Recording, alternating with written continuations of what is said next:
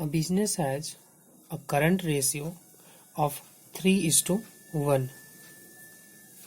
Its net working capital is rupees 4 lakh and its stock rupees 2,50,000.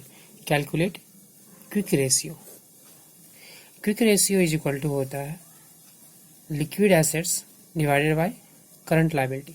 तो पहले हमें liquid assets और current liability को फाइंड करना होगा। यहाँ दिया है current ratio 3:1। Current ratio is equal to होता है current assets divided by current liability. दिया हुआ है current ratio is equal to 3:1, जिसे हम 3/1 के रूप में भी लिख सकते हैं। इस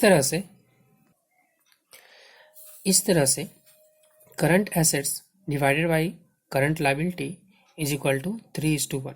जब हम इसे क्रॉस मल्टीप्लिकेशन करेंगे तो ये current assets is equal to 3 into current liability बनेगा। Now working capital is equal to होता है current assets minus current liability. Working capital यहाँ पर दिया हुआ है 4 लाख और current assets minus current liability. 4 lakh is equal to 3 into current liability, जो हमें करंट एसेट्स के इक्वल में मिला था ऊपर में, एंड माइनस CL। 3 CL में से हम 1 CL को घटा देते हैं तो हमें 2 इंटू CL मिल जाता है। अब हमें CL इज इक्वल टू 2 को जब हम इक्वल के दूसरे साइड ले जाते हैं तो 4 लाख डिवाइडेड बाई 2 मिलता है। इसको डिवाइड करने पर हमें 2 लाख मिलता है। तो यहाँ पर करंट लायबिलिटी हमें 2 लाख मिल गया। अब हम करंट एसेट्स को निकाल सकते हैं जो 3 इंटू CL है। तो जब हम 3 को 2 लाख से मल्टीप्लाई कर देते हैं तो हमें 6 लाख करंट एसेट्स प्राप्त हो जाता है।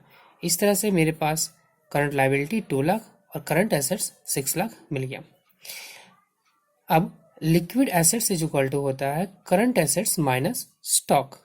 करंट एसेट्स जो कि हमारे पास 6 लाख था और स्टॉक जो कि हमें 2,50,000 क्वेश्चन में दिया हुआ था। तो जब हम 6 लाख में से 2,50,000 को सब्ट्रैक्ट करते हैं तो हमें 3,50,000 का लिक्विड एसेट्स मिल जाता। अब हम क्विक रेशियो का फॉर्मूला अप्लाई करके हम यहाँ पर क्विक रेशियो को निकाल सकते हैं। तो क्विक रेशियो इक्वल टू होता है लिक्विड एसेट्स जो कि हमारे पास 3,50,000 है और करंट लायबिलिटी जो कि हमारे पास 2 लाख है। और जब हम इसका कैलकुलेशन करते हैं तो ये हमें 1.75:1 के रूप में मिलता है।